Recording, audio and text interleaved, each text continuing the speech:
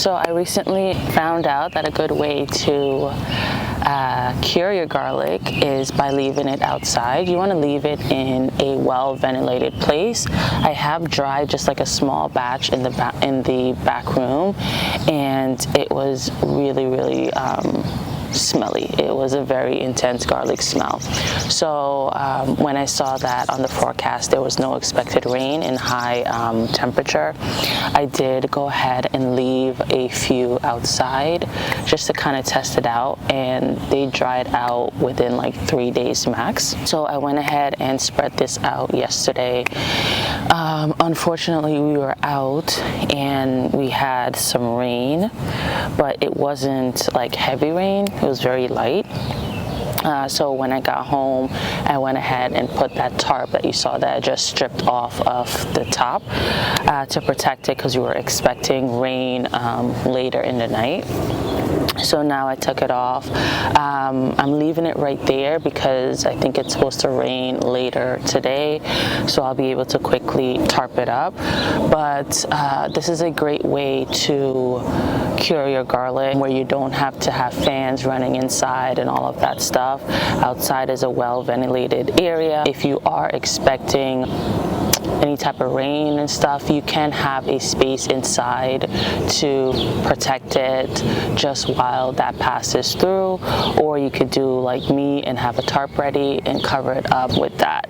Because I do want to keep my garlic separate, this is why I decided to just leave it out here and put a tarp over it instead of bringing it inside, because I would have to make sure that I am not mixing up the different batches.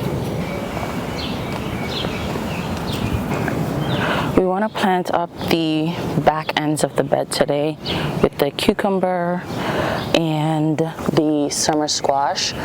So I need to scoot this over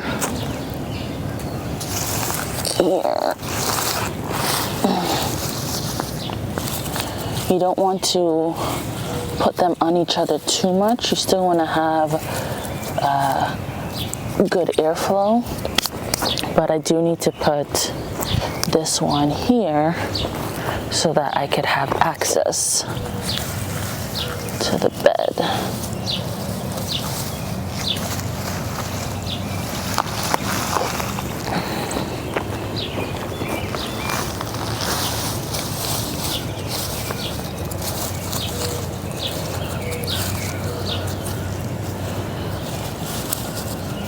I have a pickling cucumber there, just a regular Eden cucumber here, but I want to make sure that I do have enough to pickle, so I am doing one that is both a Eden cucumber and a pickling cucumber. So that's why I end up choosing this variety. Let me drop my 2 little seeds. Just like to take some extra soil from elsewhere. Just add that. Let's do the Market 76. Get the worm. It's just big.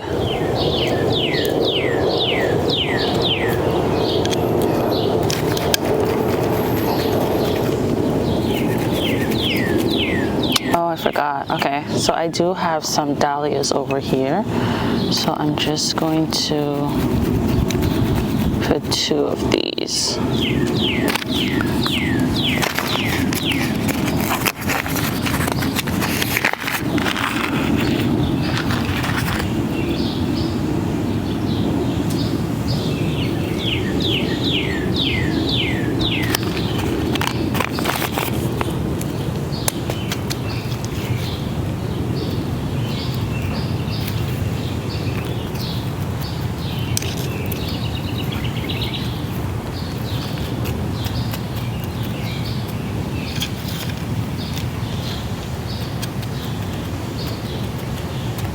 So I think this would be a great place to add the watermelon.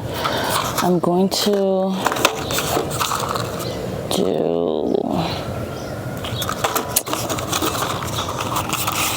I want to make sure the pairs that I do in each bed are really different so that I don't mix up the varieties. So I'm gonna make sure I'm putting orange with red, and they look very different. There's another pair here. I'm gonna do the orange jello and the crimson sweet in this bed. For this middle bed, I'm gonna put the moon and stars. Let me show you guys. Isn't that pretty? And then I'm going to do the blacktail mountain.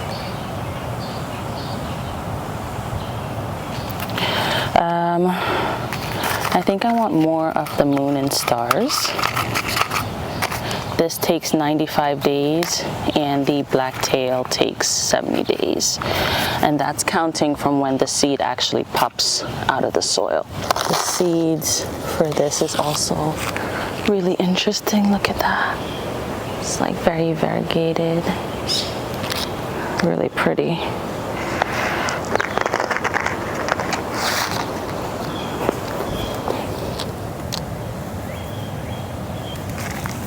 Cover that up.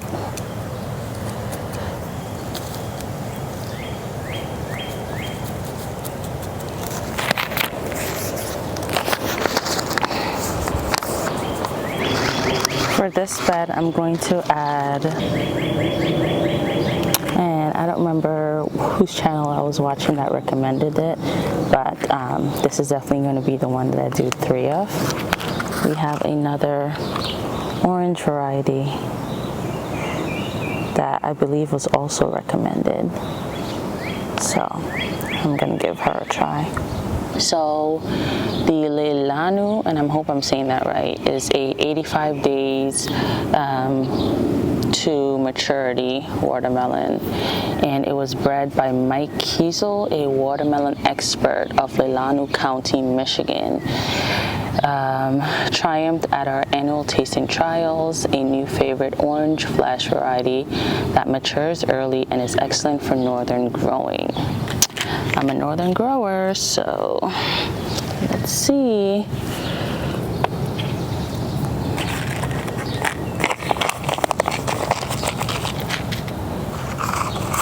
With growing all these varieties, I should definitely have the girls be the judge because they love watermelon.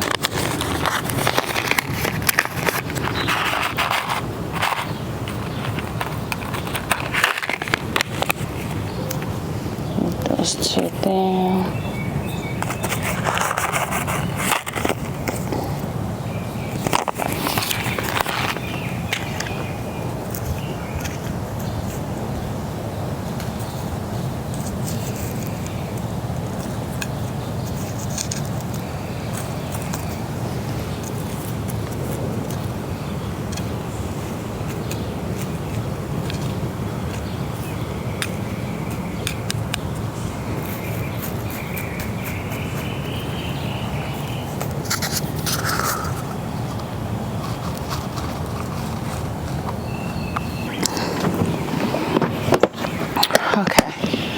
So we pretty much planted all of the watermelon that we wanted to.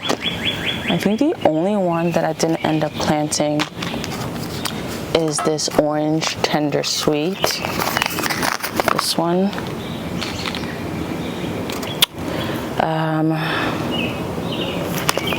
And I might still go ahead and plant it, but I think it's the same as the orange yellow one, so that's why I'm still a little uncertain. And then I have to plant out the bitter melon. I already have a place for it along the fence. I just need to fill up the grow bag with some black cow compost. The other watermelon varieties that I have in here are the icebox baby watermelons. These take 68 to 80 days to harvest.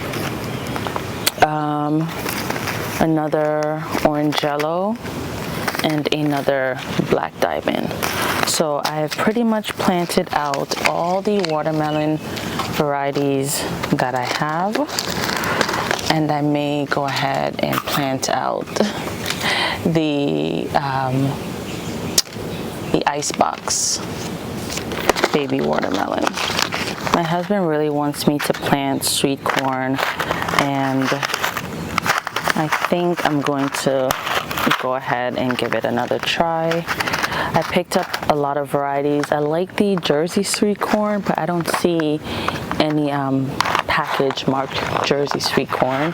So I'm just kind of looking for the white variety of sweet corns and growing and testing to see if I could come close to finding that specific corn. But this year I'm gonna see if I could find any like roadside stands, or and maybe they have seed packets that they could sell me for next year, or maybe I could do some research and find out the variety. Let's put these over here. This is yam that my mom saved, and I'm actually going to plant this where I just took the Trader Joe's garlic out of the bed, the one that has the okras in front. I'm going to plant this in there, and hopefully I get a whole bunch of yellow yam. I'm excited. When she was here back in like early March or April, she was trying to put this anywhere that she could possibly put it, because she didn't want me to like forget about it and not plant it. So this is for you, Mom. I'm planting your yellow yam. I'm also trying to take this off. It's fine. So we're going to plant the yellow yam, we're going to plant the sweet potatoes, we're going to plant the potatoes, and we have a couple of flowers left in the containers. We're going to try to plant those, and we're definitely going to plant the last of the tomatoes.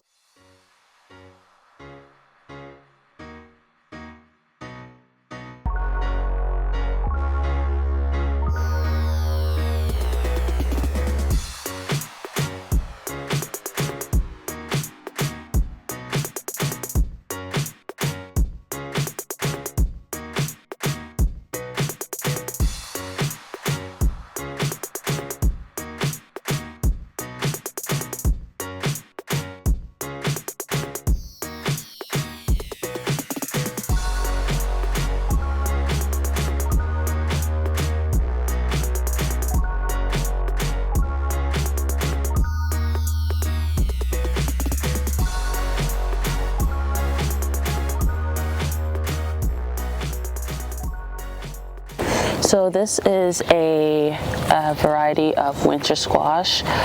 This is actually the pumpkin that we normally eat in Jamaica. It is perfect for our soups. It gives you that nice orange color, and it's really, really delicious.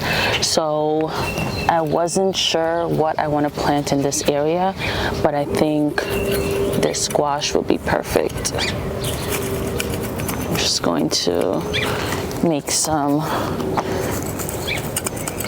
areas for it, and because I'm going to be putting potatoes in these instead of watermelon that's not trailing and growing up, I could then just have these vines kind of surrounding the rest of this area.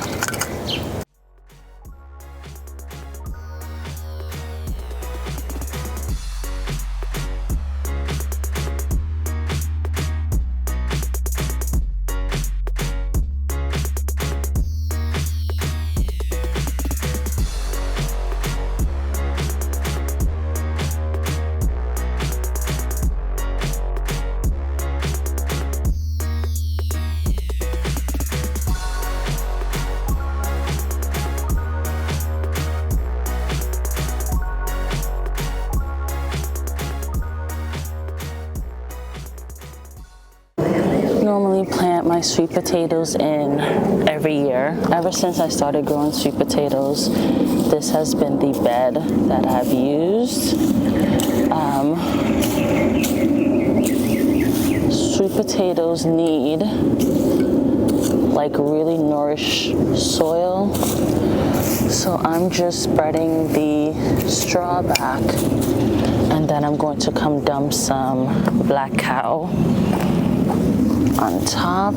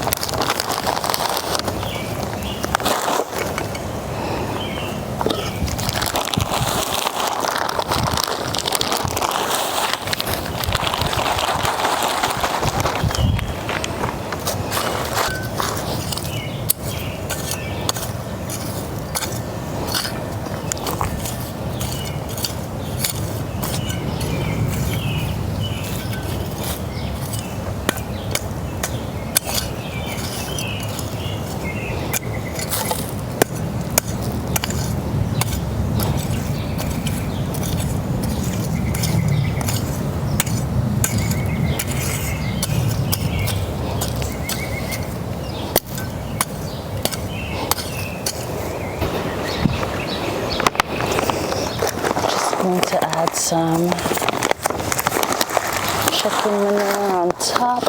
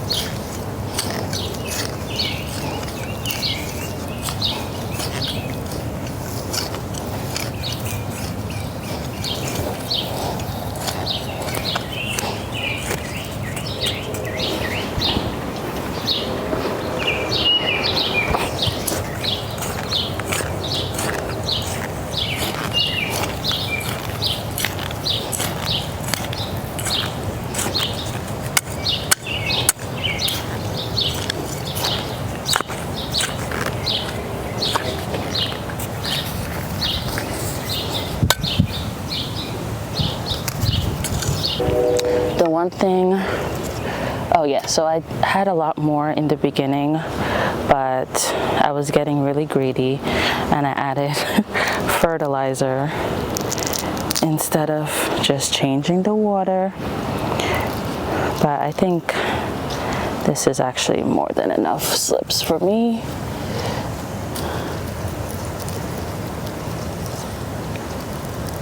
And it's a mix of purple, Japanese purple potato, and just your regular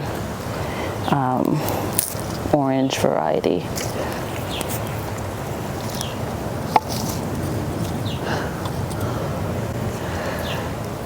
The one thing that I do have to be careful with is once I plant this up, I have to kind of wrap, get my husband to wrap chicken wire around it, because the foliage, you could actually eat the foliage of sweet potatoes. There's a particular critter that really likes the foliage, and that's groundhogs. And I have a lot of them in this yard, probably a whole family, and they will come and just eat off the leaves. So as soon as I plant this, I need to get that chicken wire and wrap it around. If not, I'm pretty much screwed.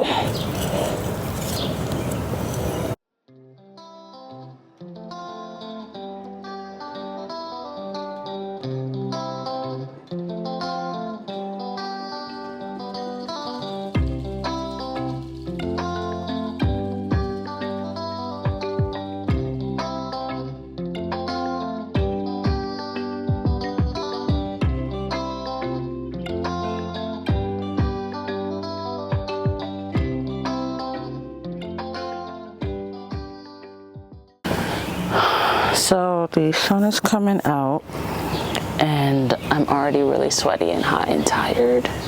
So I'm gonna call it quits for today. Thank you guys so much for watching, and I'll see you in the next one. I'm losing my voice. Bye guys.